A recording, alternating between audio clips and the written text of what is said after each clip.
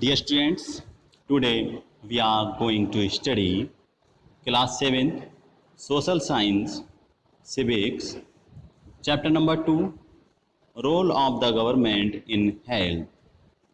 आज के इस वीडियो के माध्यम से हम सोशल साइंस सिविक्स के chapter number 2 role of the government स्वास्थ्य में सरकार की भूमिका के बारे में स्टडी करेंगे।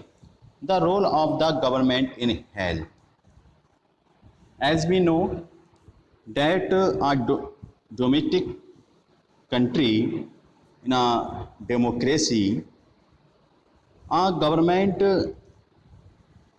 had a responsibilities towards the public and the private sectors and the government sectors. The role of the government in health in a democracy. People expect the government to work for their welfare.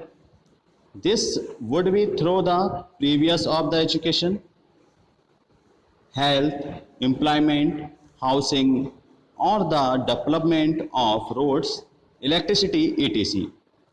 जैसा कि हम जानते हैं कि जो स्वास्थ्य में सरकार की भूमिका है, तो लोकतंत्र में लोगों की ये अपेक्षाएं रहती हैं सरकार से कि सरकार उनके कल्याण के लिए कार्य करे, चाहे वह शिक्षा का क्षेत्र हो, स्वास्थ्य, रोजगार प्रदान करने की बात हो, या गृह निर्माण, सड़कों के विकास तथा बिजली आदि की जो व्यवस्थाएं हैं उनको उपलब्ध कराने के माध्यम से ही हो सकता है। In this chapter we shall examine the meaning and problem related to health. Look at the subheading of this chapter. In what ways do you think this topic is related to the work of the government? इस अध्याय में हम स्वास्थ्य के अर्थ और उससे संबंधित समस्याओं को जांचेंगे। इस अध्याय के शीर्षकों को देखेंगे और आपके विचार से यह विषय सरकार के काम से किस प्रकार से जुड़ा हुआ है इसके बारे में भी हम स्टडी करेंगे। In the health of the role of the government in health sector and there are the many facilities are provided by the government as the educations, a lot of work done by the government in this sector, and in the health sector mostly hospitals are opened in the local areas, districts. So the target of the government that how do they better the supplies of the health, and how can they make a good facilities for the pupils in health sector. Government का ये responsibilities रहती है कि वह किस तरह से अच्छी सुविधाएं अपने जो लोग हैं देश के, उन देश के लोगों को पहुंचाई जाएं। तो इसके लिए गवर्नमेंट लोकल एरियाज़ में, चाहे वो ग्रामीण क्षेत्र हो या कस्बा हो या बड़े डिस्ट्रिक्ट्स हैं, ज़िला हैं, ज़िले स्तर पर भी जो है प्राइवेट या जो सरकारी हॉस्पिटल्स हैं उनको ओपन करती है, जिससे कि जो हेल्थ फैसिलिटीज़ हैं वो सभी लोगों को प्राप्त हो सकें। तो इस माध्यम से गवर्नमेंट का ये रोल रहता है कि वो हेल्थ में किस तरह से इम्प्रूव कर रही है, हेल्थ फैसिलिटीज़ वो किस तरह से लोगों तक पहुंचा रही है। What is health? Now we discuss about the what is health. Health क्या है, स्वास्थ्य क्या है? Generally we talk about, we can think of the health in many ways. हम हेल्थ को, स्वास्थ्य के बारे में विभिन्न प्रकार से सोच सकते हैं। In a generally language we think health the ability to remain free of illness and injuries is a health. अगर साधारण भाषा में हम कहें कि स्वास्थ्य क्या है, तो बीमारियों और चोट आदि से मुक्त रहना ही क्या है, स्वास्थ्य है. तो health means our ability to remain free of illness and injuries. What health is not only about diseases. You may have associated only some of the situations in the above college with health. What we often ignore is the fact that each of the above situations is related to health. Health के बारे में कि health है क्या, स्वास्थ्य का क्या अर्थ है, तो हमारा बीमारियों और चोट आदि से मुक्त रहना ही ये स्वास्थ्य है. लेकिन स्वास्थ्य केवल बीमारियों से संबंधित नहीं होता है. अपने उपयुक्त कोलाज में से केवल कुछ स्थितियों को ही हम स्वास्थ्य जोड़कर देखना होगा. प्रायः हम यह ध्यान नहीं देते कि उपयुक्त हर स्थिति का संबंध किससे होता है, हमारे स्वास्थ्य से होता है, हमारे हेल्थ से होता है. और बीमारियों के अलावा हमारे लिए उन कारणों पर भी विचार करना आवश्यक है जो हमारे स्वास्थ्य पर प्रभाव डालते हैं. We need to think of the other factors that affected our health. जो हमारे स्वास्थ्य को प्रभावित करते हैं उन तत्वों पर भी हमें प्रकाश डालना होगा. For example, if people get clean drinking water or a pollution-free environment, they are likely to be healthy. अगर हम एक उदाहरण के तौर पर देखें, अगर सभी लोग शुद्ध पानी पिएं, स्वच्छ पानी पिएं और द पॉपुलेशन फ्री इन्वायरमेंट हो, यानी जो वातावरण हमारा पर्यावरण है वह पॉल्यूशन से मुक्त हो, जो प्रदूषण है उस प्रदूषण से हमारा वातावरण अगर मुक्त होगा और हम सभी स्वच्छ पानी पिएं तो वे सामान्यतः लोग स्वस्थ रहेंगे. And it is need to clean our localities. We find that some things in our localities that garbage put out here and there. So these are causes for the many diseases and we invite the many diseases. आपने देखा होगा हमारी localities में बहुत सारी गंदगी होती है. तो इस तरह की जो गंदगियां हैं, जो कूड़ा करकट है जो हमारे आसपास में फैला हुआ है, पड़ा हुआ है, तो ये सभी चीज़ें हमारी स्वास्थ्य पर इफ़ेक्ट कर रही हैं और हम बीमारियों को आकर्षित कर रहे हैं. On the other hand, if people do not get adequate food to eat or have to live in cramped conditions, they will be prone to illness.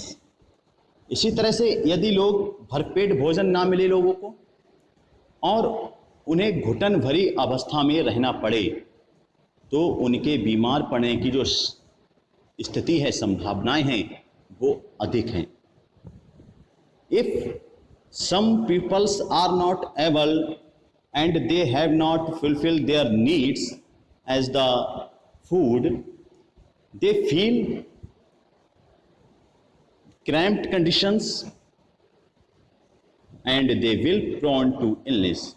वो अपने आप को घुटन महसूस करते हैं और वो अपने आप को बीमार पड़ने की संभावनाएं उनमें अधिक होने लगती हैं, यानी वो इनवाइट कर रहे हैं बीमारियों को. All of us would like to be active and in good spirit in whatever we may be doing.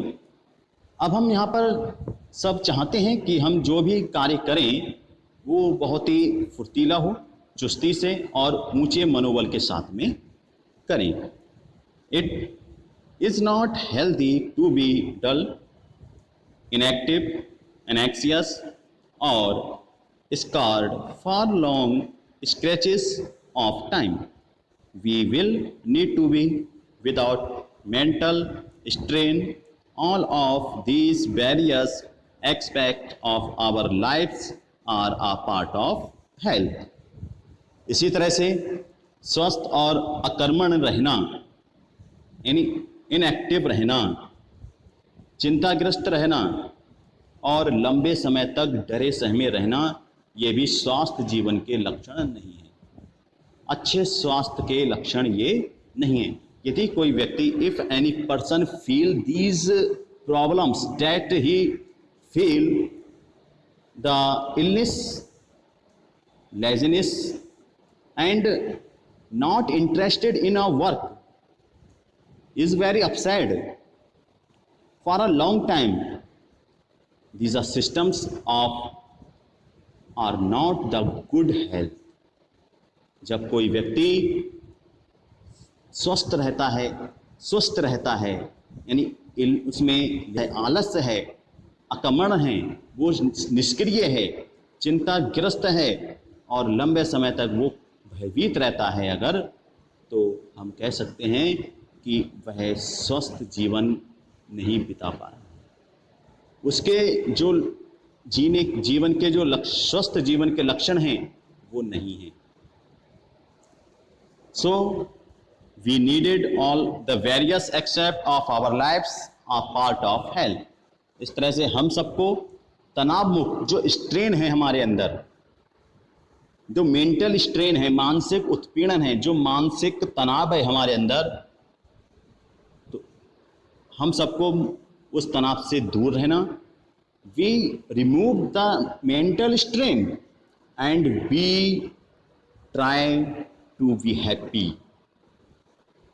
हम सबको उस मानसिक उत्पीड़न से उबरना है और जो प्रसन्न रहना चाहिए अगर हम एक अच्छा स्वास्थ्य चाहते हैं। हमारे जीवन में ये सभी पहलू स्वास्थ्य के पार्ट्स हैं, स्वास्थ्य के हिस्से हैं। इस तरह से health care in India, new topic है हेल्थ केयर इन इंडिया, कि भारत में किस तरह से स्वास्थ्य सेवाएं हैं, भारत में जो स्वास्थ्य सेवाएं हैं वो क्या हैं।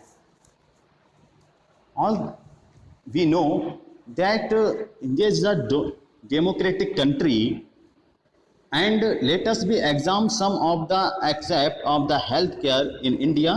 यहाँ पर हम भारत में स्वास्थ्य सेवाओं के बारे में कुछ पहलुओं पर परीक्षण करेंगे कि compare the construct the situations expressed in the first and the second columns. यहाँ पर तालिका के माध्यम से हम प्रथम और द्वितीय स्तंभों में दिखाई गई स्थितियों की तुलना करेंगे। In the first column of this is India has the largest number of the medical college in the world and is among the largest producer of doctors. Approximately 15,000 new doctors qualify every year. Bharat में सर्वाधिक चिकित्सा महाविद्यालय हैं और यहाँ सबसे अधिक doctor तैयार किए जाते हैं। लगभग हर वर्ष 15,000 नए डॉक्टर योग्यता प्राप्त करते हैं। Health care facilities have grown substantially over the year. In 1950 there were only 2,717 hospitals in India. In 1991, there are 11,174 hospitals. In 2020, the numbers grow to 18,218. पिछले वर्षों में अगर स्वास्थ्य सेवाओं की हम सुविधा के बारे में बात करें तो 1950 में भारत में केवल 2,717 अस्पताल थे और 1991 में ये बढ़कर 11,174 अस्पताल थे और 2020 में ये संख्या बढ़कर 18,218 तक पहुंच गई। In the order of the prevent and the treat illness we need appropriate healthcare facilities such as the health centers, hospitals, laboratories और testing, ambulance service, blood bank etc। बीमारी से बचाव और उनके उपचार के लिए हमें उचित स्वास्थ्य सेवाएं रखनी चाहिए, जैसे स्वास्थ्य केंद्र, अस्पताल, परीक्षणों के लिए प्रयोगशालाएं, एम्बुलेंस की सुविधा, ब्लड बैंक आदि। ये सभी मरीजों को आवश्यक सेवाएं हैं और उनकी उचित देखभाल होनी चाहिए।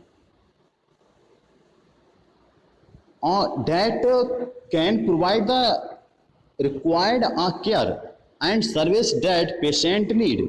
In order to run such the facilities, we need health workers, nurses, qualified doctor and other health professionals who can devise, diagnose and treat illnesses. We also need the medicines and equipment that are necessary for treating patients. These facilities are required to take care of.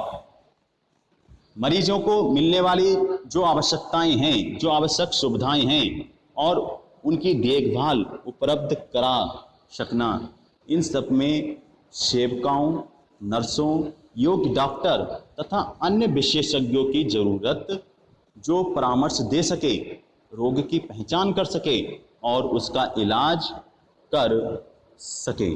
तो मरीजों के इलाज के लिए हमें आवश्यक दवाएं, उनके इक्विपमेंट्स, इनके जो उपकरण हैं वो हमारे पास में उपलब्ध होने चाहिए। जब हम बीमार होते हैं तो हमें इलाज के लिए हमें जो सुविधाएं हैं, जो अच्छी से अच्छी सुविधाएं हमें ज़रूरत पड़ती है। India gets the large number of the medicines tourist. Bharat में विदेशों से बहुत बड़ी संख्या में लोग इलाज कराने हेतु चिकित्सा पर्यटक आते हैं। India large number of the doctors, clinics and hospitals. Bharat में बड़ी संख्या में डॉक्टर हैं, दवाखाने और अस्पताल हैं। The country also has considerable experience and knowledge in running a public healthcare system. This is the system of the hospitals and health centers run by a government. It has the ability to look after the health of a large section of its population, scattered over hundreds of the thousands of villages.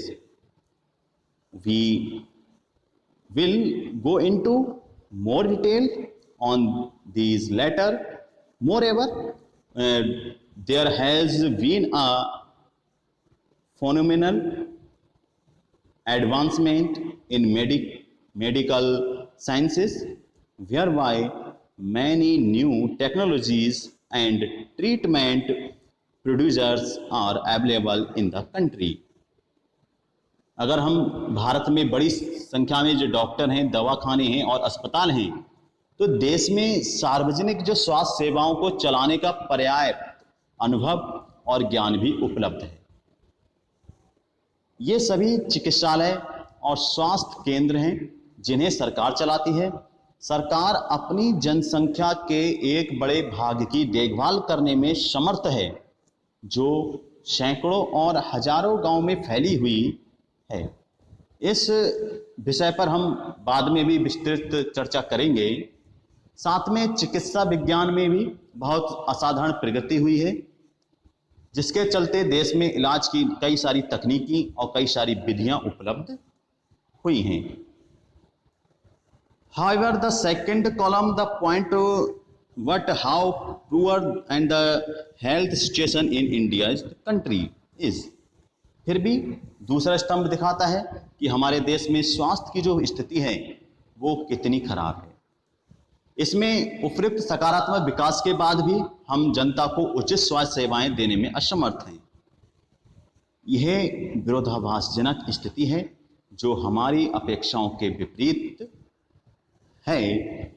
और हमारे देश के पास पैसा है, ज्ञान है, अनुभवी व्यक्ति हैं, फिर भी हम सबको आवश्यक सुविधाएं देने में असमर्थ हैं। इस अध्ययन के बारे में हम कुछ कारणों को भी जानेंगे।